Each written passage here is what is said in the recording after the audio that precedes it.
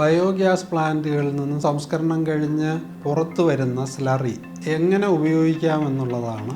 Biogas പ്ലാന്റുകളിൽ നിന്ന് ലഭിക്കുന്ന slurry ജൈവ വളമായി മാത്രമല്ല ഉപയോഗിക്കാവുന്നത്.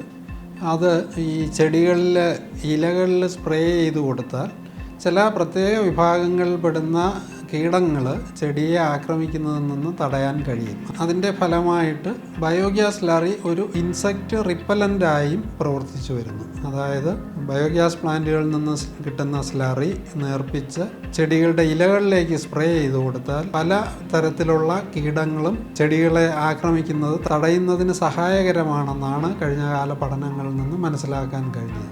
ഇത് കൂടാതെ ഒരു സോയിൽ കണ്ടീഷണറായും ബയോഗ്യാസ് സ്ലറി ഉപയോഗിച്ചു വരുന്നു.